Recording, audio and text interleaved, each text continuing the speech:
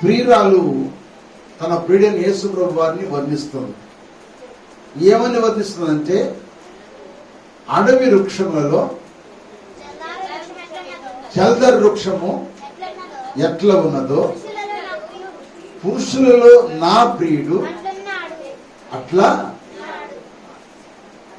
మొదట ప్రియుడు వర్ణించాడు ఎవరిని? షోలమతిని. ఇప్పుడు షోలమతి ప్రియుడిని వర్ణిస్తుంది. వీళ్ళిద్దరు ఎవరంటే భార్య భర్తలు అన్నమాట. మొదట భార్యను పొగిడాడు భర్త.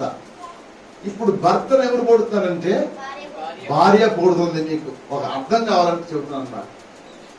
ప్రియుడనగా యేసు ప్రభు వారు, ప్రియులనగా సంఘం. సంఘం అంటే మనందరం. ఇప్పుడు ఆయన మన పొగిడాడు అని చెప్పాను. పౌలు రక్షకులు అంటే ఏమిటో, దాని విధానం ఏంటో చెప్పాను అన్నారు. ఈ రోజు కూడా కొద్ది నిమిషాలు మీరు ధ్యానం చేద్దాం దేవుని వాక్యాలు.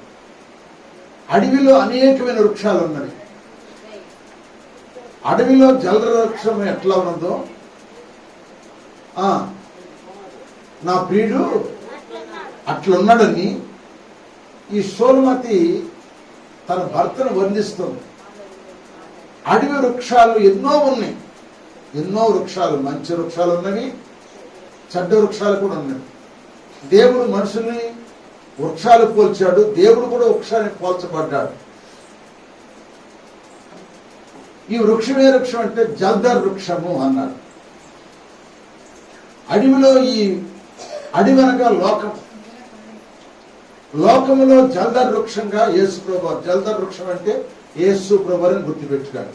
జల్దర్ వృక్షం అంటే చెప్పండి, యేసు ప్రభు వారు. ఇప్పుడు ప్రియుల సంఘం అని షోలమతి తన భర్తను వర్ణిస్తుంది. అడవిలో ఉన్నాడు, అరణ్యంలో ఉన్నాడు నా ప్రియుడు. ఎట్లున్నాడు? జల్దర్ వృక్షములే ఉన్నాడు అని. జల్దర్ వృక్షం ఎత్తైంది, బాగా ఎత్తుగా ఉంటుంది. ఆ జల్దర్ వృక్షాన్ని గురించి కొన్ని మాటలు ఒక క్లుప్తంగా మీకు 5 విషయాలు చెప్తాను. రాసుకొని ఈ జల్దర్ వృక్షంలో ఉన్న అనుభవం ఏంటో. అంటే జల్దర్ వృక్షం అంటే యేసు ప్రభు వారు. యేసు ప్రభులో ఉన్న ఒక 5 విషయాలు మీకు జ్ఞాపకం చేస్తాను. మీరందరూ కూడా చాలా జాగ్రత్తగా వినాలని ప్రభు పేట మనం చేస్తున్నాను. అంటే జల్దర్ వృక్షం అంటే ఏంటి అంటే తెలుగులో ఏమంటారంటే దాన్ని యాపిల్ చెట్టు అంటారు. ఏ చెట్టు అంటారు చెప్పండి? యాపిల్. యాపిల్ పళ్ళు ఏ టైం చూసినా బజార్లో ఉంటాయి, ఉండవాలి. అన్ని టైంలో ఉంటాయి. ఒక వానాకాలం అని, లేకపోతే శీతాకాలం అని, ఎండాకాలం ఉండదు. కానీ ఎప్పుడు కూడా ఆ చెట్లు పళ్ళు కాస్తంటుంది. యాపిల్ పండు చూడటానికి కూడా చాలా అందంగా ఉంటుంది. ఆ పండుని పసిబిడ్డలు కూడా కోసి పెడతారు, అందరు తింటారు యాపిల్ పండు. తత్వ పళ్ళు సంవత్సరం ఒకసారి వస్తాయి, కానీ ఈ చెట్టు పండు ఎప్పుడు ఉంటుంది, ఇది కాస్తానే ఉంటుంది. కనుక ఈ జల్దర్ వృక్షం అంటే అక్షార్థంగా మనం చూస్తే యాపిల్ చెట్టు, ఆత్మంగా చూస్తే ఆ చెట్టు ప్రభు అయిన యేసుక్రీస్తు వారి సాదృశ్యం. అంటే ఈ చెట్టులో ఉన్న ప్రత్యేకత ఏంటి? యేసు ప్రభు వారు ఉన్న ప్రత్యేకత ఏంటి? జల్దర్ వృక్షం అంటే యేసు ప్రభు వారు. యేసు ప్రభులో 5 రకాల ప్రత్యేకతలు ఉన్నాయి. ఈ 5 విషయాలు మీకు క్లుప్తంగా జ్ఞాపకం చేసి పంపించేస్తాను టయానికి. మీరు ఎప్పుడు వచ్చినా సరే టయానికి పంపిస్తాను. హల్లెలూయా. 2 గంటలు వెళ్ళిపోతాయి. హల్లెలూయా. మొట్టమొదటిది ఏంటంటే ఆయన ప్రత్యేకమైన వాడు. ఆ ప్రత్యేకమైన వాడి గురించి దేవుని వాక్యంలో చూస్తే అపోస్తలుడైన పౌలు గారు హెబ్రీ గ్రంథకర్త అన్నమాట. ఆయన హెబ్రీ రాసిన పత్రికలో 7వ అధ్యాయం 26వ వచనం ఒక్క చదవండి స్పష్టంగా. పవిత్రుడును 7వ అధ్యాయం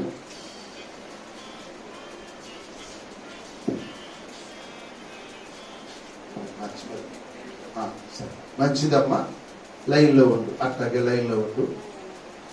స్తోత్ర. హల్లెలూయా. హల్లెలూయా. జల్దర్ వృక్షాల గురించి చెప్పుకుంటున్నామమ్మా. చాలా జాగ్రత్తగా ఉండే వాక్యం. ఇప్పుడు ఏప్రిల్ రాసిన పత్రిక 7వ అధ్యాయం 26వ వచనం. పవిత్రుడును నిర్దోషియు నిష్కల్మషుడును పాపుల్లో చేరక ప్రత్యేకంగా ఉన్నవాడును ఆకాశ మండలము కంటే మిక్కిలి హెచ్చైన వాడనగా వాడునైనా ఇట్టి ప్రధాన యాజకుడు మనకు సరిపోయిన వాడు. ఇక్కడ 7 పాయింట్లు ఉన్నాయి. 7 పాయింట్లు పౌలు గారు యేసు వారి గురించి చెబుతున్నారు. యేసు వారి గురించి చెబుతున్నారు. చదవమ్మా మళ్ళీ. ఆయన ఎవరు చెప్పండి? పవిత్రుడు.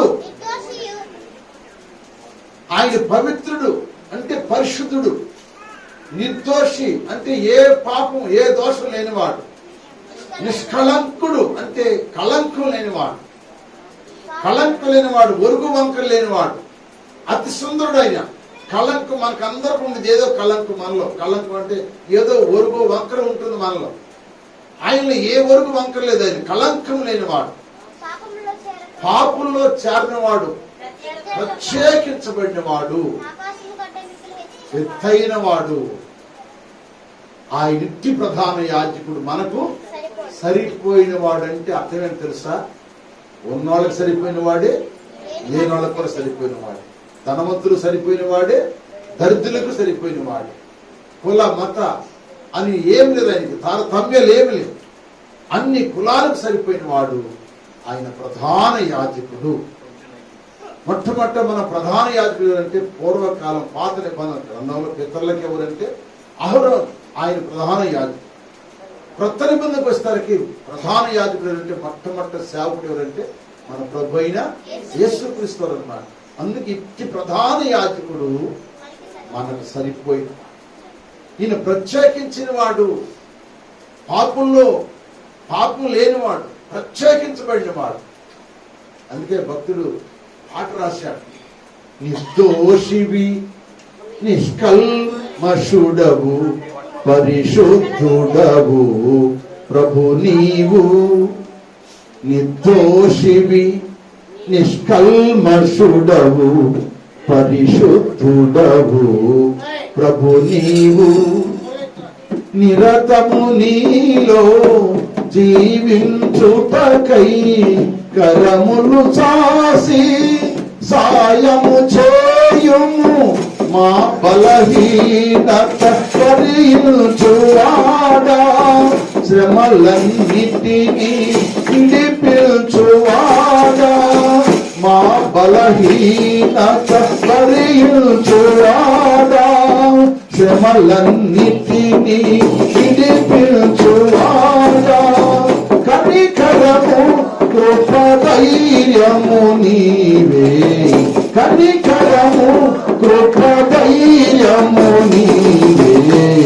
రక్తము కార్చి ప్రాణము నీచి ప్రేమను పంచితివా. రక్తము కార్చి ప్రాణము నీచి ప్రేమను పంచితివా. హల్లెలూయా. ఆయన నిర్దోషి, నిష్కళంకుడు, పవిత్రుడు, ప్రత్యేకమైన వాడు, పాపులో చేరినవాడు, ఆకాశం కంటే ఎత్తైన వాడు. ఇట్టి ప్రధాన యాజకుడు మనకు సరిపోయినవాడు. అంటే ఇల్లు ఏముందంటే జల్దర్ వృక్షంలో ఉన్న మొట్టమొదటి పాయింట్ ఏంటంటే ప్రత్యేకమైన వాడు, అందరికీ సరిపోయిన వాడు.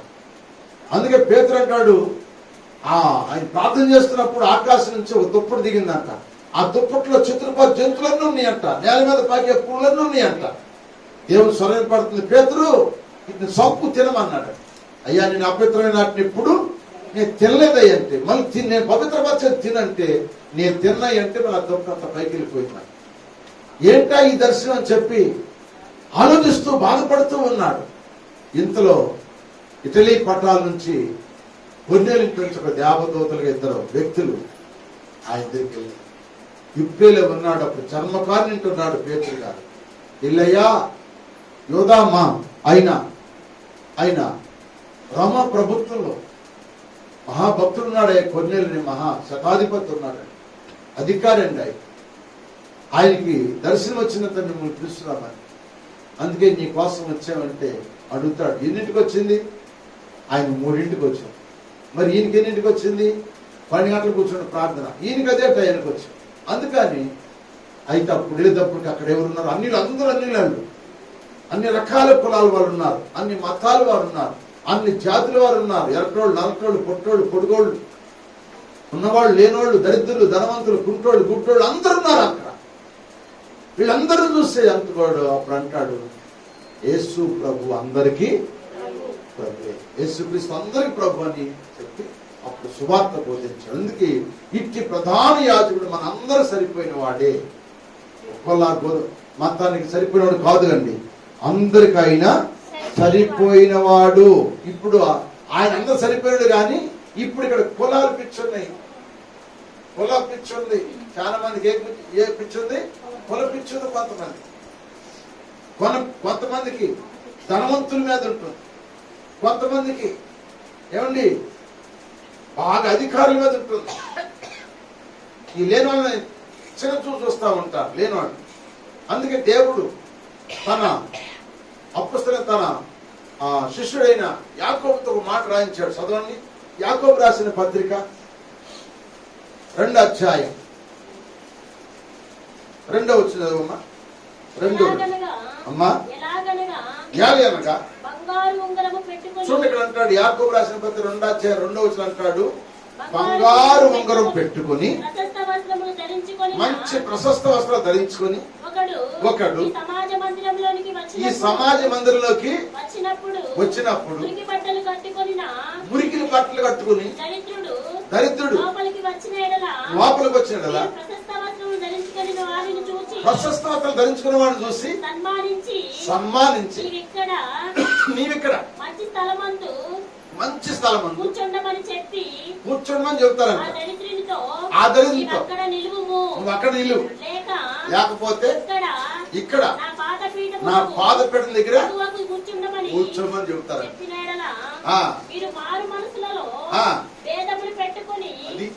మనసులో భేదాలు పెట్టుకుని అంటే ఉన్న వాళ్ళు ఒక రకంగా చూసేవాళ్ళు, లేని వాళ్ళని ఒక రకంగా చూసేవాళ్ళు.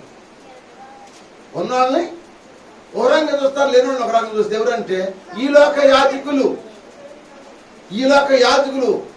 కానీ ఆ ప్రధాన యాజకుడు అందరూ సరిపోయిన వాడే. ఉన్న వాళ్ళకి ఒకే రకంగా చూశాడు, లేని వాళ్ళని కూడా ఒకే రకంగా చూశాడు. ధనిక దరిద్రాన్ని చూడలేదు ఆయన, అందరికీ సరిపోయిన వాడు. అందుకే వాక్యం మనం జ్ఞాపకం చేస్తుంది. కొంతమంది అంతే బంగారు నగలు పెట్టుకుని, ఉంగరాలు పెట్టుకుని, వాచ్ని పెట్టుకుని బాగా ధనవంతులై వస్తారు అనుకోండి. వాళ్ళని ఏం చేస్తారు? సన్మానించి అయ్యగారు అమ్మగారు కూర్చోండి అలా ప్రత్యేకమైన సీట్లు వేస్తారు. ఒక దరిద్రుడు మురికి బట్టలు కూర్చోనుకో ఏం చెప్తారండి, ఎక్కడ కూర్చో, లేకపోతే నా పాద దగ్గరికి వచ్చి ఎక్కడ కూర్చో అంటారు. అంటే మనుషుల్లో తేడా ఉంది, మనుషులు బట్టి మనుషులు ఉన్నారు. కానీ ఆయన అందరికీ సరిపోయాడు. ఎవరైనా మన ప్రభు అయిన యేసుక్రీస్తు ఇంటి ప్రధాన యాజకుడు, మనకు సరిపోయిన వాడు, మనకు సాలిన దేవుడు. ఆయన ఎవరు చెప్పండి? మనకు సాలిన దేవుడు. అబ్రహాము దేవుడవు, ఇస్సాకు దేవుడవు, యాకోబు దేవుడవు, నాకు చాలిన దేవుడవు యేసయ్య అని పాడతాడు. అవునా? అబ్రహాము, ఇస్సాకు, యాకోబులు కాదు, నాకు కూడా చాలిన దేవుడు. అంటే పాపంలో నాకు కూడా ఆయన చాలిన దేవుడే. పాపంలో నన్ను కూడా సరిపోయిన దేవుడే. అందరినీ రక్షించే దేవుడు కనుక అందరికి సరిపోయిన వాడు. అందుకే ఆయన ప్రత్యేకమైన కనుక ఆయన గురించి ఎవరు కూడుతున్నారు? తన భార్య అయిన సోలమతి ఆయన ప్రత్యేకమైన దేవుడు. ఆ ప్రత్యేకత గురించి యెరూషలేము స్త్రీలు కూడా చెప్పి, యెరూషలేము స్త్రీలు అంటే ఎవరో చెప్పండి. యెరూషలేము స్త్రీలు అంటే నామకార్థమైన క్రైస్తవులు. అంటే నామకార్థం అంటే పండగ క్రైస్తవులు, పెళ్లి క్రైస్తవులు అంతే. పండుగలు, క్రిస్మస్ పండుగ, జనవరి పండుగ, ఈస్టర్ పండుగ, ఏమండి ఇంకేంటి మట్లాదివారం పండుగ, పెళ్లిళ్ళు, కుటుంబ ప్రార్థనలు, పండుగలకే వస్తారు. పండుగలు క్రైస్తవులు కానీ ఇక వాళ్ళకి నామకార్థమే కానీ నిజమైన క్రైస్తవులు కాదు. నిజమైన క్రైస్తవులు అంటే సియోను కుమార్తెలు. ఈ సియోను కుమార్తెలు వాళ్ళు అడుగుతారు, సొలొమోను అడుగుతారు, స్త్రీలలో అతి సుందరవంతానా నీ ప్రియుడి విశేషం ఏంటంటే అని చెప్తున్న నా ప్రియుడిలో ప్రత్యేకత. నా ప్రియుడు ధవళవర్ణుడు, రత్నవర్ణుడు, 10,000 మంది పురుషులు నేను అతన్ని గుర్తిస్తాను. ఎంతమంది అన్నా నేను గుర్తిస్తాను నా భర్త అని చెప్తుంది అనమాట. అంటే ఆయనలో ప్రత్యేకత ఉంది కనుక ఆ ప్రత్యేకత గురించి తన భార్య అయిన సంఘము యేసు ప్రభు వారిని పొగుడుతుంది. మొట్టమొదటి మాట. రెండో మాట మీకు జ్ఞాపకం చేస్తా. రెండో మాట పరమిత గ్రంథం 8వ అధ్యాయం 5వ వచనం. 8:5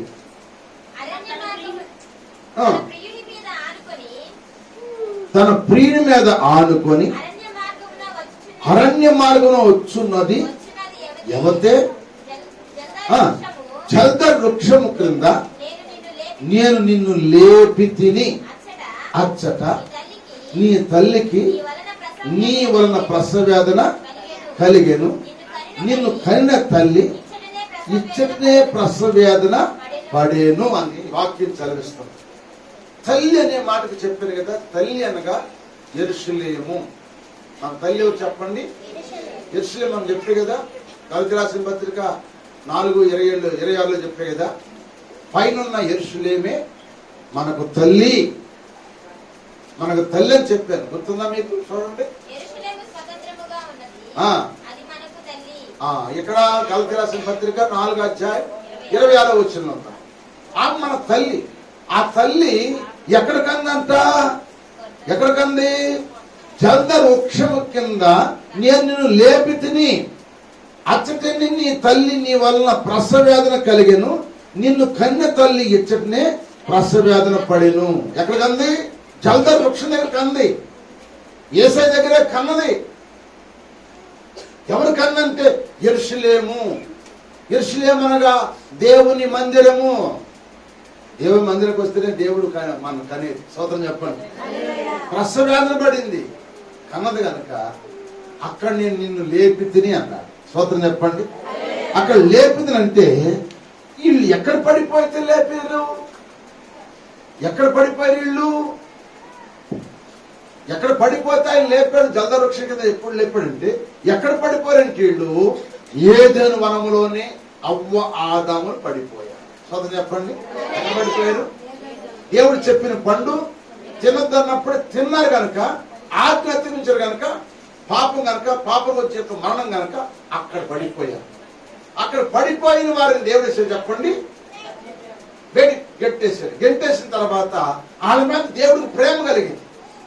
ఆ పడ్డ వాళ్ళని లాపడానికి యేసు ప్రభు తన అద్వితీయ కుమారుని లోకానికి పంపాడు. మనం కూడా పాపంలో పడిపోయిన వాళ్ళం, శాపంలో పడిపోయిన వాళ్ళం, అపరాధాల్లో పడిపోయిన వాళ్ళం, అన్యాయంలో పడిపోయిన వాళ్ళం, విగ్రహార్థంలో పడిపోయిన వాళ్ళం, నామకార్థంగా ఆచారంలో పడిపోయిన వాళ్ళం, రకరకాలుగా పడిపోయాం.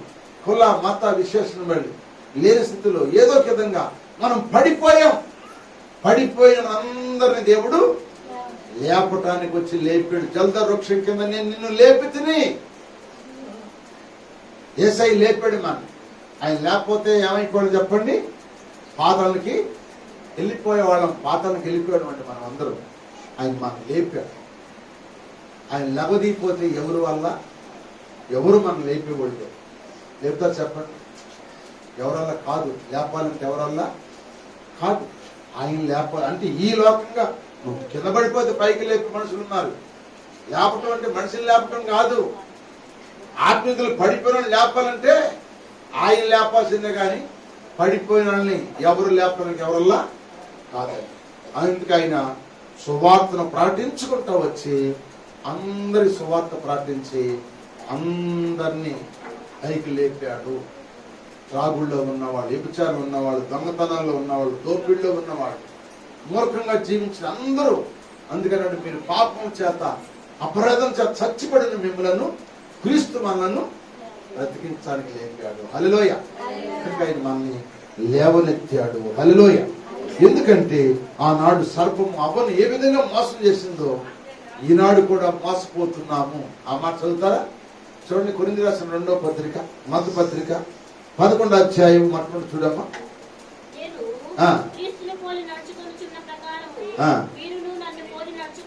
మీరు అన్ని విషయములలో నన్ను జ్ఞాపకం చేసుకొనుచు నేను మీకు అప్పగించిన కట్టడలను కైకొనుచున్నానని మిమ్మల్ని మెచ్చుకొనుచున్నాను.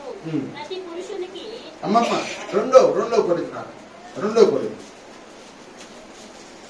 కొంచెం వివేకముగా నేను మీరు సహించవాలని కోరుచున్నాను. నన్ను గూర్చి మీరు ఎలాగైనా సహించుడి. దేవాసక్తితో మీ ఎడల నేను ఆసక్తి కలిగి ఉన్నాను. ఎందుకనగా పవిత్రాలైన కన్యకనుగా ఒక్కడే పురుషునికి అనగా క్రీస్తు సమర్పింపవలెనని ప్రదానం చేస్తుంది. కానీ సర్పం మీ మనస్సులను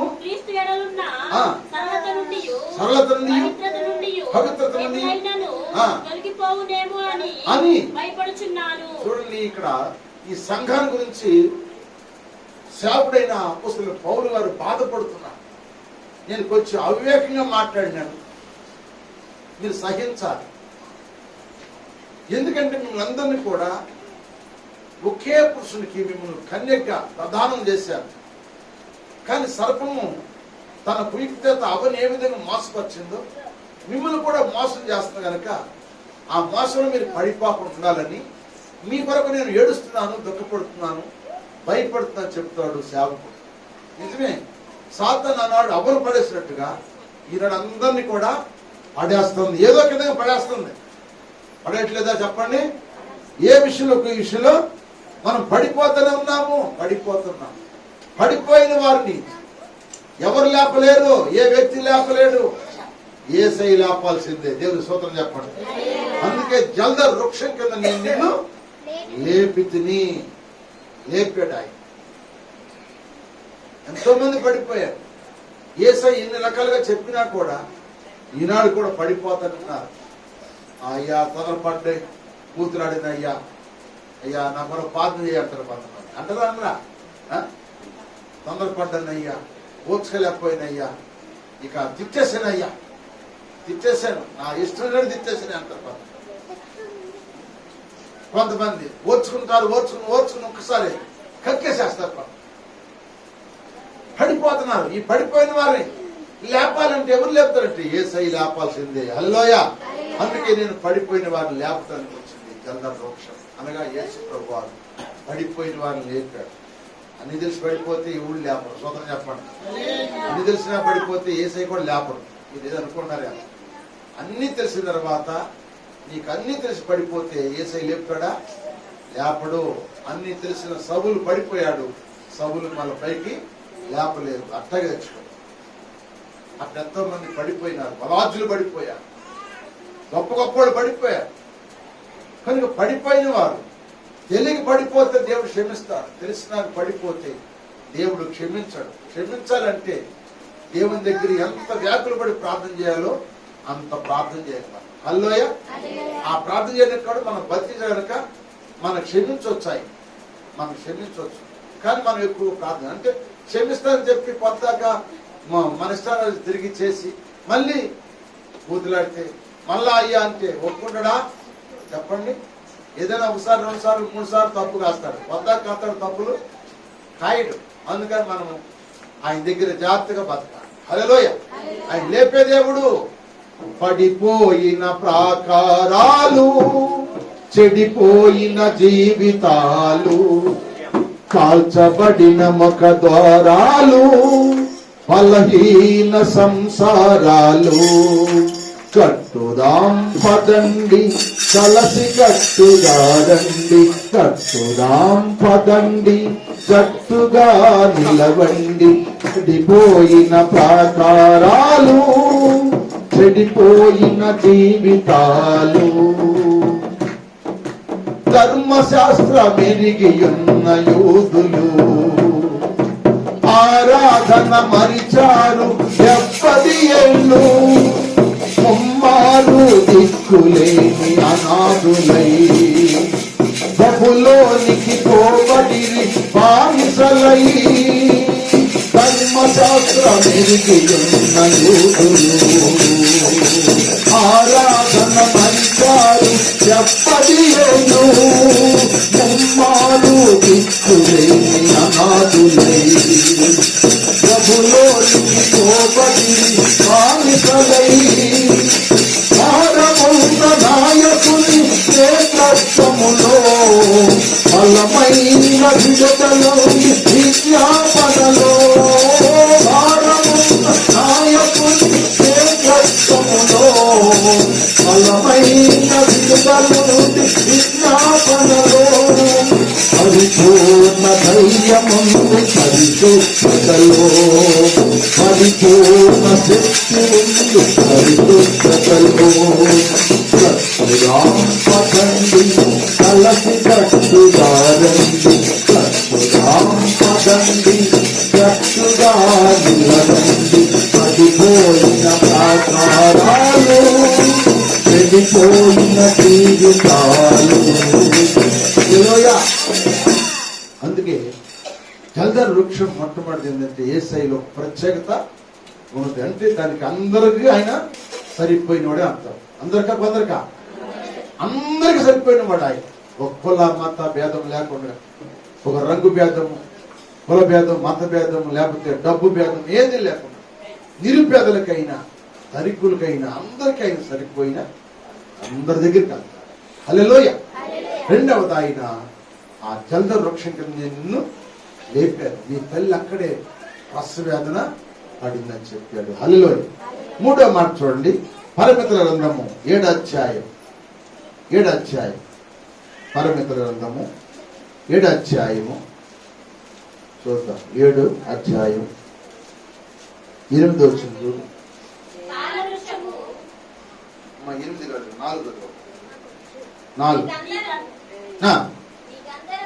నీ కందరము దంతగోప రూపం, నీ నేత్రములు జనపూర్ణమైన ఎప్సోను పట్టణమున ఉన్నాయి.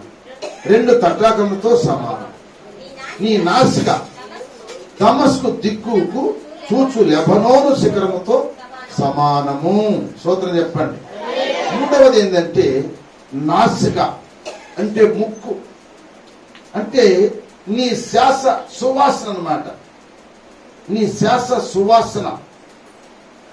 ముక్కుంటేనే శ్వాస వచ్చింది మనకి, లేకపోతే వచ్చిందే చెప్పండి. ముక్కుండా. ఈ జల్దర్ వృక్షంలో ఉన్న మూడో పాయింట్ ఏంటంటే నీ శ్వాస వాసన అంటాడు. 8వ వచనం కూడా చదువమ్మా. 8వ వచనం కూడా చదువు.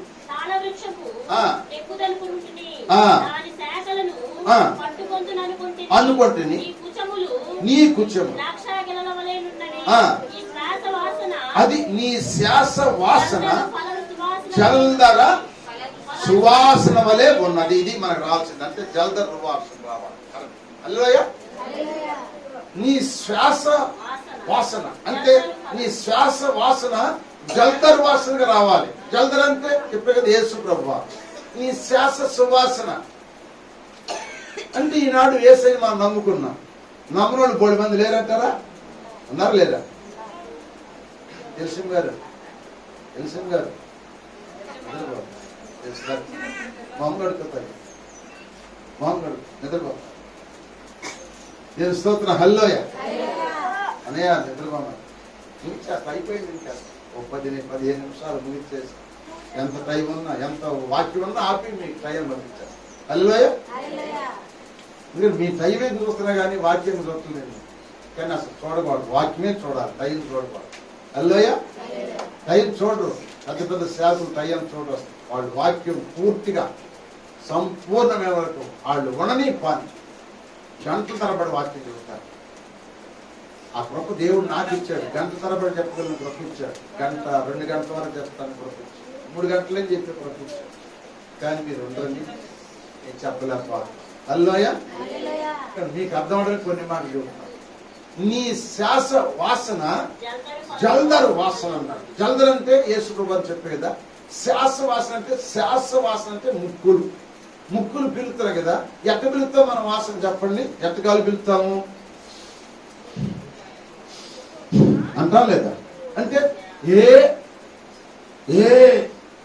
సు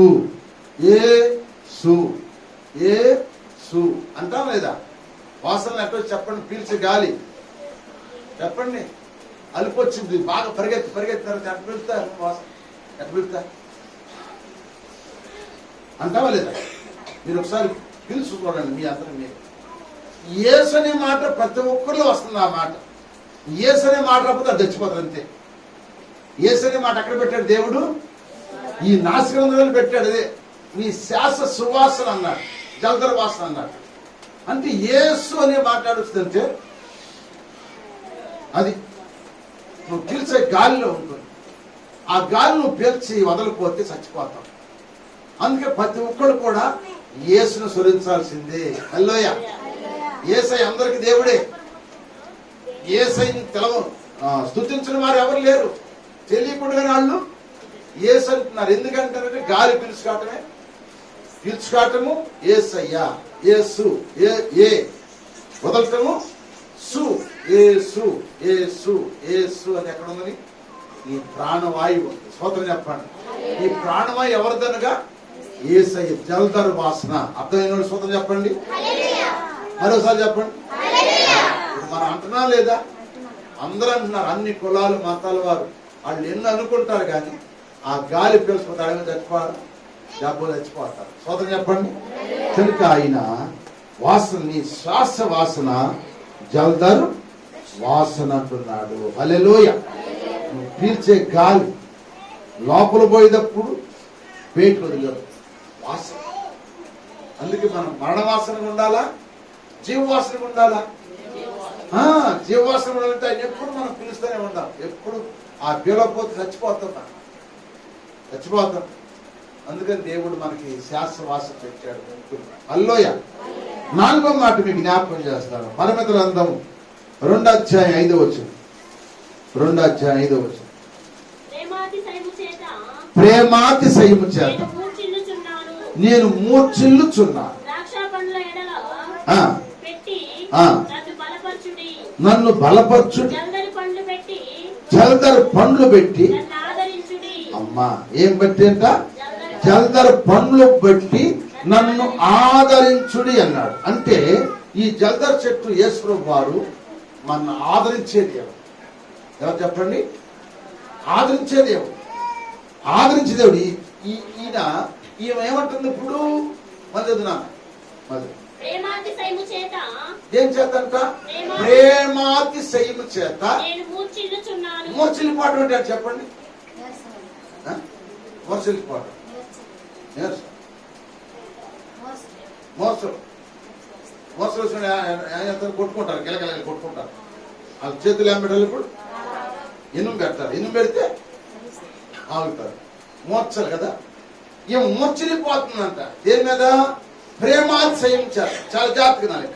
ప్రేమ అంటే దేవుని మీద ఉన్న ప్రేమ. నీ బిడ్డ మీద ప్రేమ ఉందనుకో, నీ బిడ్డ వచ్చేదాకా బిడ్డ పని చూస్తావు. నీ కడుపు మార్చుకుని ఎంత చెప్పండి. నీ బిడ్డ కోసం కడుపు మార్చుకుని పొద్దున్న నెల్లుండి నా కొడుకు రాలేదు అని ఆ బిడ్డ కోసం చూస్తావు. నువ్వు అన్నదానం. ఎందుకంటే ఆ బిడ్డ మీద నీకేముంది? ప్రేమ ఉండి రోడ్డు మీదకి వెళ్ళి చూస్తావు, వాళ్ళని అడుగుతావు, వీళ్ళని అడుగుతావు, ఫోన్ చేస్తావు. ఫోను రింగ్ అవ్వట్లేదు, ఎవరైనా ఎవరు చెప్పట్లేదు. ఆకలి అవ్వదు. అయిదా కొంచెం వినండమ్మా. అయిదా నేను అక్షరాలు చెబుతున్నాను. నీకు ఏ బిడ్డ మీద ప్రేమ ఉంటే ఆ బిడ్డ వెళ్ళిన బిడ్డ రాకపోతే నువ్వేమైపోతావంటే అన్నం తినవేకని టెన్షన్ పడిపోతావు. మూర్చొచ్చి పడిపోతావు. అమ్మో నా బిడ్డ ఏదో అయిపోయాడు, నా బిడ్డ ఎవరు ఏం చేశారు, నా బిడ్డ రాలేదు, నాకు కనపడతలేదని ఆ బిడ్డ కోసం ఏమవుతావంటే చూచి చూచి చూచి చూచి చూచి చూచి నీ ఆకలి కూడా నీరసమైపోయి మంచిని కూడా దాక్కుండా, మంచి తాగబుద్ధి కాదు, అన్నం తినబుద్ధి కాదు, నిద్రపోబుద్ధి కాదు, కూర్చోబుద్ధి కాదు, పడుకోబుద్ధి కాదు, తిరుగుతూ ఉంటావు అటు ఇటు. ఏ శబ్దం విన్నా మా అబ్బాయి అతడేమో, ఎవరు వస్తుంటే అయ్యో మా అబ్బాయి కనపడుడా. ప్రేమ ఎంత ప్రేమతో అంటామా? ప్రేమాతిశయముతో ఏమైపోయిందంట? మూర్ఛిల్లిపోయాను. అంటే మూర్ఛిల్లిపోవడం మాటకు అర్థం ఏంటంటే శ్రమలో కలిగిన స్వాదం వచ్చేసి. నువ్వు దేవుని ఎంత ప్రేమిస్తావో అంత స్వాదం వచ్చింది. గుర్తుపెట్టు. దేవుని నువ్వు ఎంత ప్రేమిస్తావో అంత స్వాదం వస్తుంది. ఈమె స్వాదనే మూర్ఛిల్లిపోవటం అంటే ఏంటంటే శ్రమలు శోధనలు. ఎవరి మీద ప్రేమ ఉండి లేచిన కాడ నుంచి ఆయన కొరకే ప్రార్థన చేస్తున్నావు, స్తోత్రం అంటున్నావు, ప్రార్థన చేసుకున్నావు, గాద్దాన్ని కూద్దాన్ని ప్రార్థన చేసుకున్నావు, కానీ నీకు ఇక్కడ పనులు అవ్వట్లా. ఆయన ఎంత ప్రేమిస్తున్నావో, ఎంతగా నీవు ఆయన స్తుతిస్తున్నావో అంతగా మనకి ఎక్కడ వస్తుంది, ఇక్కడ శ్రమ వస్తుంది. అనుకున్న అవ్వట్లేదు, అయ్యే కూడా వెనక్కి వెళ్ళిపోతున్నాయి. ఇత్తనాలు కూడా మళ్ళీ వాయిదాలు వస్తున్నారు. వెళ్దాం అనుకున్న ప్రయాణం ఆగిపోతుంది. రాగం తగ్గుతుందనుకున్నా తగ్గట్లో ఎక్కువైపోతుంది. శ్రమలు మోర్చలిపోతావు. ఎందుకంటే నువ్వు యేసయ్య మీద ఎంత ప్రేమ కలిగి ఉంటావో అంత శోధన నీకు వచ్చును, అంత శోధన వచ్చింది అనమాట. అందుకే ఇక్కడ ఆ శోర్మతిని సంఘం అంటుంది. ప్రేమాతిశయము చేత నేను మోర్చిలుచున్నాను, నన్ను బలపరచండి, జల్దర్ పండ్లు పెట్టి ఆమె చెప్పండి. ఇక్కడ ఎంతమంది మోర్చిల్లిపోతున్నారు? చేత యేసయ్యని ప్రేమించే వాళ్ళు ఎంతమంది ఉన్నారు? చేతులు ఎత్తండి. యేసయ్యని ప్రేమించే వాళ్ళు ఎంతమంది? సగమేనా చెయ్య? యేసయ్యని ప్రేమించే వాళ్ళు ఎంతమంది? చెయ్యి సాపుగా ఎత్తండి. వీళ్ళందరికీ ఏమంటాయి చెప్పనా? శ్రమలుంటాయి. యేసయ్యని ప్రేమించిన ఏబు 3 శ్రమలు పడ్డాడు. యేసయ్యని ప్రేమించిన యేసేపు 3 శ్రమలు పడ్డాడు. యేసయ్యని ప్రేమించిన చెప్పండి రూతు శ్రమలు పొందింది. యేసయ్య ప్రేమించిన ఎస్తేరు శ్రమలు పొందింది. యేసయ్య ప్రేమించిన భక్తులందరూ కూడా శ్రమలు పొందారు. ఆ శ్రమల్లోనే దేవుడు మనల్ని ఏం చేశాడంట? లేవనెత్తాడు. హల్లెలూయా, హల్లెలూయా. అందుకే 4వది ఏంటంటే ఆ చెట్టులో 4 ఏంటంటే ఆయన నువ్వెంత ప్రేమిస్తున్నావో అంతగా నీకు శ్రమలు వస్తాయి. శ్రమలు వచ్చి కొంతమంది అవుతారంటే నాకు దేవుడు మేలు చేశాడు, దేవుడు నాకేం మేలు చేశాడు, నేను దశభాగం ఇట్లేదా, ప్రథమ పిడికిళ్ళు ఇట్లేదా, ప్రతిష్టర్పణలు ఇట్లేదా, ప్రథమ కూలి ఇవ్వట్లేదా, కానుకలు ఇవ్వట్లేదా, దేవుని సన్నిధిలో ఉపవాసం ఉండలేదా, ఆన్లైన్ ప్రార్థనకి వెళ్తలేదా, శనివారం ప్రార్థనకి వెళ్తలేదా, ఆదివారం ఆరాధనకి వెళ్తలేదా, ఆయన రక్తమాసాలు భుజిస్తలేదా, నేను ఇంట్లో ఇంత క్రమంగా ఉన్నాను కదా, ఇంత క్రమంగా ఉంటే నాకెందుకు ఈ శోధన, నాకెందుకు ఈ శ్రమ, నాకెందుకు ఈ బాధని వలపోసే తల్లులు తండ్రులు ఎంతో మంది ఈ లోపల ఉన్నారు. మోర్చిల్లిపోతున్నారు. ఎవరి మీద ప్రేమతో? యేసయ్య మీద ప్రేమతో. మనం ఎవరిని ఎక్కువ ప్రేమిస్తామో వాళ్ళ ద్వారా మనకి శోధన వస్తుంది, తప్పనిగా వస్తుంది. ఎందుకంటే ఆ ప్రేమలో ఒక దివ్యమైన ఆశీర్వాదం ఉంది. నువ్వెంత శోధన నడిస్తున్నావో ఆ శోధన దగ్గర అంత ఘనత నీకు ఉంది. ఏంట ఘనత అంటే యాకోబు రాసిన పత్రిక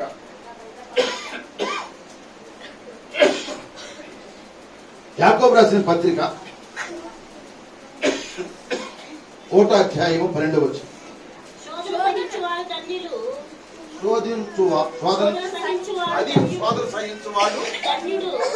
అతడు శోధనకు నిలిచిన వాడే ప్రభువు తన్ను ప్రేమించు వారికి వాగ్దానము చేసిన జీవ కిరీటము పొందును. ఆమేన్ చెప్దామా? శోధన సహించువారు ధన్యులు. అతడు గాని ఆమె గాని ఆ శోధనకు నిలవాలి. శోధనకు నిలవాలి. ఆ శోధన నిలిస్తే ప్రభు అంటే ప్రభువును ప్రేమిస్తున్నాం కదా మనము. తన్ను ప్రేమించు వారికి వాగ్దానము చేసిన జీవ కిరీటం నీకు ఇచ్చును గాక. అల్లే చెప్పండి, హల్లెలూయా. 4వ పాయింట్లో ఈ జల్దర్ వృక్షంలో నువ్వెంత ప్రేమిస్తున్నావో అంత శోధన అనుభవిస్తావు. ఆ శోధన తర్వాత దేవుడు నిన్ను చెప్పండి జీవ కిరీటం ఇస్తాడంట. హల్లెలూయా. అందుకే భక్తుడు పాడాడు, శోధించబడిన మీదట నేను సువర్ణమై మారెదను. హల్లెలూయా, హల్లెలూయా, హల్లెలూయా. నేను వెళ్ళే మార్గము నా యేసువే తెలియును. విశ్వాస నావ సాగుచు పయనించు సమయాన నా ప్రభు విశ్వాస నావ సాగుచు పయనించు సమయాన నా ప్రభు సాతాను సుడిగాలి రేపగా నా ఎదుట నిలిచావ నా ప్రభు సాతాను సుడిగాలి రేపగా నా ఎదుట నిలిచావ నా ప్రభు హల్లెలూయా హల్లెలూయా హల్లెలూయా హల్లెలూయా హల్లెలూయా హల్లెలూయా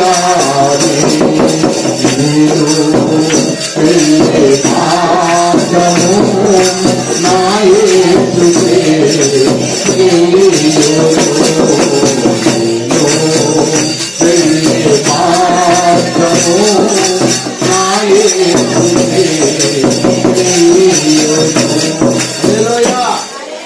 విశ్వాసం నావా సాగుతుంది. నావానగా పడవ ఎక్కడ సాగుతుంది?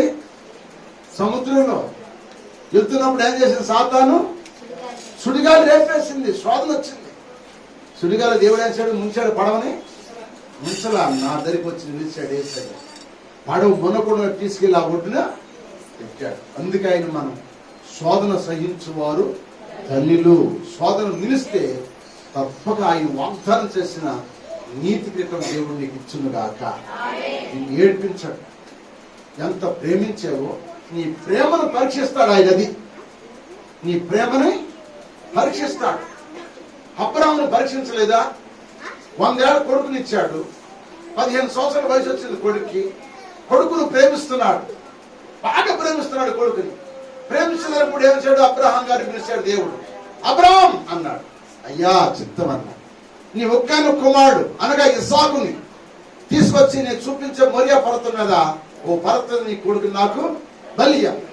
ఏమన్నప్పుడు ఆయన నిన్ను ఇంత ప్రేమిస్తున్నానే, పుట్టిన ఊరు, కట్టుకున్న ఇల్లు అన్ని విడిచిపెట్టేనే, అన్ని వదిలిపెట్టి నువ్వు చెప్పినట్టుగా నువ్వు వచ్చానే, నేను ఇన్ని కష్టాలు పడ్డానే, నువ్వు వృద్ధాప్యకి బిడ్డనిచ్చేవే, ఆ ముందున్న బిడ్డ పంపించేయమన్నావు కదా. ఆ ముందున్న ఇస్మాయిల్ ఏం చేసావు? ఏమన్నాడు? ఈ పిల్లోడు పాలు వేసినప్పుడు గొప్ప ముందు చేశాడు కదా ఇస్సాకు. ముందు చేసినప్పుడు అతను యాత్ర చేశాడని అబ్రహాం భార్య ఉంది, దీని దాసిని పంపించాను. ఏడ్చాడు. ఏడితే దేవుడు అన్నాడు, అబ్రహామా పంపించు, నీ భార్య మాటిని పంపించాయన్నాడు. మరి ఆ రోజు నా కొడుకు పంపించావు కదా, ఆ భార్యను పంపించావు కదా. ఇప్పుడు వద్దాము, నా కొంత ఒక్కడికే కదా, ఈ కొడుకును చంపేమన్నాను అన్నాడా? అలా ఎంత ప్రేమించాడు, అంత శోధన పెట్టాడు దేవుడు. దేవుడిని ఎంత ప్రేమించాడు అబ్రహాము, అంత శోధన పెట్టాడు. ఆ శోధనకి ఇప్పుడు ఏమన్నాడు? చిత్తం ప్రభువా, నీ చిత్తనే ఇచ్చింది నువ్వే, తీసుకున్నది నువ్వే గనక ఏదో నీ చేతులనే కదా నేను ఉంది, ఏదో నీ చిత్తమే కదా అని చెప్పాను. చెడుపు చెప్పండి. తీసుకెళ్లి మొరియా పర్వతం మీద కట్లు వేర్చాడు, బలిపీఠం కట్టాడు, కట్లు వేర్చాడు. ఏమండి? కాళ్ళు కట్టాడు, కత్తెత్తాడు, ఇక కోసాడు, మెడకాయ కోసాడు. అప్పుడు అన్నాడు, అబ్రహామా అబ్రహామా, నీ ముగ్గాను కొడుకుని నాకు బలివుటను వెనకాల జరిగాను. దేవునికి ప్రేమించు. అబ్రహాము తెలుసు, దేవుని స్తోత్రం చెప్పండి. మా అయ్యా, మనకి ఈ రోజుల్లో కడవ దినాలు మనం అంతగా ఆయన ప్రేమిస్తున్నప్పుడు మనకు వచ్చే శోధన, రోగాలు, అప్పులు, సమస్యలు, అనుకున్నాయి, రాకపోవటం, నిందలు, హింసలు, సంతానం కలకపోవటం, ఉద్యోగాలు రాకపోవటం, వ్యాపార నష్టం, వ్యవసాయం నష్టం, అనారోగ్యాలతో, అప్పులతో అనేక విధాలుగా బాధలు పడుతున్నామేమో. నువ్వు ఆయన ప్రేమించిన కొద్ది నువ్వు బాధలు వస్తున్నావు. ఆ బాధల్లో నీకు బహుమానం ఉంచాడు, దాసి ఎట్టి పెట్టాడు. ఆ దాసిని బహుమానం ఇచ్చేదాకా నువ్వేం చేసి చెప్పండి? ఓర్చుకోవాలి. రైతు తొలగరి వర్షం వరకు కడవరి వర్షం వరకు ఏ విధంగా ఓర్చుకుంటాడో కనిపెట్టుకుంటాడు. అంటే మనం కూడా కనిపెట్టుకుని దాని ఫలసాయి మనము అనుభవిస్తాం. అలాగే ఇక్కడ అబ్రహాముని అన్నాడు, బలెప్పుడే తీపోయేటప్పుడు అన్నాడు, ఆగో అన్నాడు, నీ ఒక్కను కూడా బలిస్తున్నా కానీ వద్దు అని చెప్పి ఆ పొదలున్న ఆ చిక్కున్న పొట్టెలు తీసుకొచ్చి నాకు అలీమన్నాడు. హల్లెలూయా. అందుకే అబ్రహాం పాడాడు, నిన్ను బట్టి బ్రతుకుతున్నా క్షణంతో జీవిస్తున్నా నిన్ను బట్టి నీ క్షణంతో జీవిస్తున్నా నా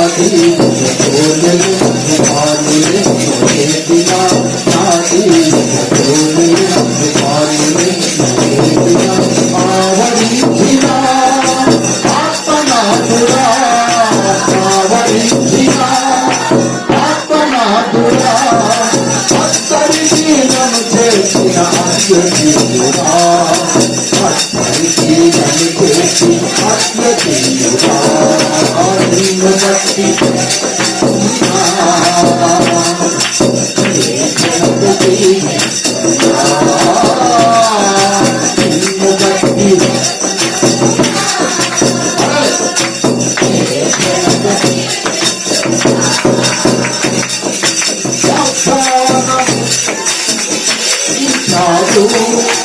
నాకే పెంచమని వాదించావు పరిశోధించావు ఆధాన పుత్రుని జీవించావు నాకే పెంచమని వాదించావు పరిశోధించావు అబ్రహాముకు తెలుసు అన్యాయం చేయమని అబ్రహాముకు తెలుసు అన్యాయం చేయమని తిరుగులేని వాగ్దానం తనకున్నది తన కొడుకు తనని ప్రేమించని తిరుగులేని వాగ్దానం తనకున్నది తన కొడుకు తనని ప్రేమించని నిన్ను బట్టి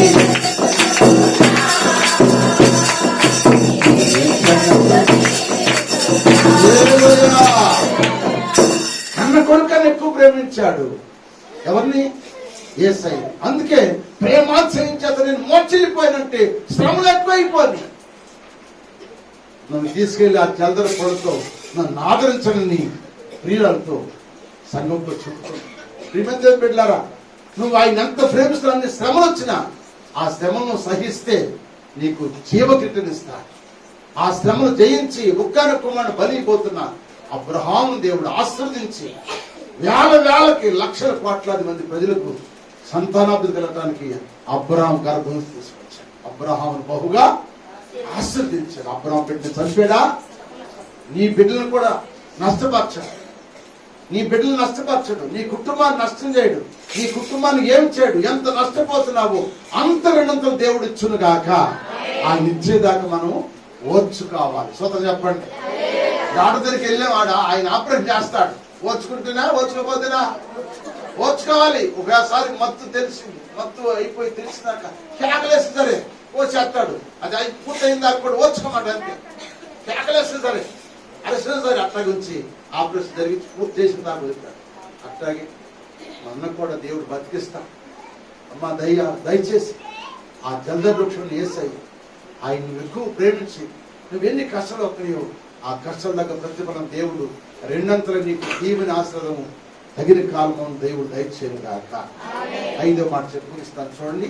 అదే పరమ గ్రంథం 2వ అధ్యాయం 3వ వచనం చూడండి. ప్రార్థన చేసి అడవి వృక్షములలో జలద వృక్షం ఎట్లుందో పురుషుల్లో నా ప్రియుడు అట్లా ఉన్నాడు. ఆనందభరితనై ఆమేన్.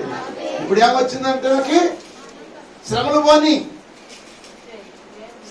నిందలు పోని అవమానాలు పోని అందరూ సిగ్గుపడ్డారు. ఇప్పుడు ఆమె ఎక్కడ కూర్చుందంట? ఆయన నీడన కూర్చుంది. ఆనందభరితురాలి. సోదరు చెప్పండి. సంఘానికి దేవుడు ఆనందం ఇస్తాడు. ఈ రాత్రి ఈ ఉదయకాలం వాక్యం బిడ్డలారా మీ అందరికి దేవుడు ఆనందించే రోజు ఉంది. ఒక రోజు ఆనందభరితులై నేను అక్కడ నీడన కూర్చుందని. ఆ నీడ ఎవరు తెలుసా? యేసు ప్రభువు. అందుకే 91వ కీర్తన అంటాడు, మహోన్నతుల చాటున నివసించువాడి సర్వశక్తి నిన్న ఆయన విశ్రమిస్తాం గనక ఇక అక్కడ ఆయన దగ్గర ఉంటా గనక అక్కడ నీకు ఎన్ని తెగులు వచ్చిన నీ మీద రావు. నీ పక్కన 1000 మంది కూలినా, నీ కుడి పక్కన 10,000 మంది కూలినా నీకు అపాయం రాదు. నీ గుడానికి ఏ తెగులు సమీపించదు. నిన్ను ఆయన రెక్కలతో కప్పుతాడు. పగలు బాణముకైనా రాత్రి తెగులుకైనా మధ్యాహ్నం పాడేసిన రోగానికి ఆయన నువ్వు భయపడుకుంది అంటాడు. ఆ 91 కీర్తనంతో దాని గురించి రాశాడు. ఇది మన దేవుని బిడ్డ, దేవుని వాక్యం మనం శోధన సహిద్దాం, శ్రమలు సహిద్దాం. జలద వృక్షం యేసయ్య ఆయన ఏళ్ళ కూర్చున్న రోజుని ఆయన శ్రమలను తొలగించి మనల్ని పరీక్షించి పరీక్షలో గెలిచిన తర్వాత చేస్తున్నప్పుడు మనల్ని ఆయన ఏళ్ళ కూర్చోబెట్టి మనందరికీ ఆనందభరితులుగా చేయరు కాక. అందరి ఆనందభరితులుగా 5 విషయాలు చెప్పారు. జలద వృక్షంలో మొట్టమొదటి ఏంటంటే ఆయన అందరికీ సరిపోయిన వాడు, అందరికీ సరిపోయిన. రెండవది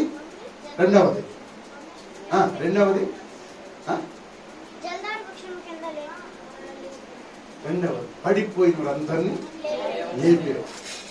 మూడవది ఆయన శ్వాస సువాసన, అంటే ఆయన శ్వాస పీల్చకపోతే మనము బ్రతకలేము. నాలుగవది చెప్పండి, ప్రేమ సేయంతో మోక్ష శ్రమలు పడ్డారు. ఆ శ్రమను దేవుడు అని చెప్పండి పైకి లేపాడు. హల్లెలూయ. ఐదవది ఒక నీడన కూర్చుండబెట్టాడు. ఆనందభరితురాలుగా దేవుడు మనం చేయనుగాక. ఈ భూలోకంలో శ్రమ చచ్చిపోవు. ఈ భూలోకం దేవుడిని ఆస్వాదిస్తాడు. పరలోకంలో భూలోకంలో కూడా నీడనిస్తాడు. ఆ నీడను మనం వస్తే ఇక మనకి ఎండ దెబ్బ తగలదు. ఇశ్రాయేలు ప్రజలకు పగలు మేఘస్తంభంలో నడిపించాడు, రాత్రి అగ్నిస్తంభం నడిపించాడు. కొన్ని లక్షల మంది, 6 లక్షల మంది కాల్బలం అయితే 30 లక్షల మంది ఇతర ప్రజలు, 36 లక్షల మందిని దేవుడు ఏం చేట ఏసీ పెట్టాడు. పగలు ఎండ దెబ్బ తగలకుండా మేఘస్తంభం, రాత్రి ఎండ దెబ్బలు తగలకుండా అగ్నిస్తంభాన్ని ఆదరించాడు. హల్లెలూయ. నిన్ను నన్ను కూడా ఆదరించే దేవుడు. ఆ నీడ మనం కూర్చుంటాం, ఆ నీడ చల్లగా ఉంటుంది. ఏ నీడకి వెళ్ళి కూర్చున్నా ఆ నీడ ఉండిద్దే చెప్పండి. తాడి చెట్టు నీడ కూర్చో, ఏమైంది? కూర్చుంటే నీడ వెళ్ళిపోయింది, అవునా? చెట్టు నీడ కూర్చున్నాం అనుకో, ఈ ఉందని నీడ కూర్చుంటే అది అడ్డు వెళ్ళిపోయింది.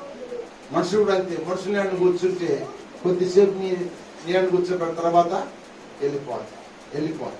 కానీ ఆయన నీడను కూర్చుంటే నీకెప్పుడు సరదా, నీకు ఇక శ్రమలు ఉండవు, నీకు బాధలు ఉండవు, నీకు కష్టాలు ఉండవు. అట్టి కృప పరిశుద్ధాత్మ దేవుడు మనందరూ దయచేశాక. జలద వృక్షాన్ని గురించి 5 విషయాలు చెప్తున్నాను. మరి 5 విషయాలు నాకు కావాలి ప్రభు అనుకున్నప్పుడు నా గురించి ప్రార్థన చేయి. దేవుడు నిన్ను ఆనందభరితురాలుగా చేయను కాక. నిన్ను ఆయన నీడను కూర్చోబెట్టి నీ కుటుంబాన్ని ఆశీర్వదించను కాక. నువ్వు ఎంత నష్టపోయావో, ఎన్ని అవమానాలు పొందావో, ఎన్ని నిందలు పొందుతున్నావో, ఎన్ని శ్రమలు పొందుతున్నావో, ఎంతమంది ఎక్కిరిస్తున్నారు, ఏళన చేస్తున్నారో వాళ్ళందరూ నోరు మోపించి నీ పట్ల గొప్ప కార్యం దేవుడు చేయను గాక. కృపా దేవుని పరిశుద్ధాత్మ వేయటానికి ఈ పునరుద్ధాన ఆరాధనలో దేవుడు మనతో మాట్లాడాడు కనుక ఈ వాక్యాన్ని హృదయంలో పెట్టుకుని ప్రార్థన చేసుకుందాం. అందరు తల్ల వంచండి, ప్రార్థన చేసుకుందాం. దేవుడి కొద్ది మాటలు మనందరి వినికుల్లో నీరు గట్టి పల్లెప చేయను గాక. ప్రార్థన చేయండి. 10 నిమిషాలు టైం అవుతుంది. 10 నిమిషాల ముందు వెళ్ళిపోదాం. ప్రార్థన చేయండి. ప్రేరేపించబడిన వరకు కూడా ప్రార్థన లేఖించండి. జలద వృక్షం గురించి నాకు తెలియపరచవు ప్రభు. జలద వృక్షం అంటే ఏంటో, దాని అనుభవం 5 విషయాలు మాకు తెలియపరచవు ప్రభు. నువ్వు మాకందరూ సరిపోయిన వాడు అయ్యా.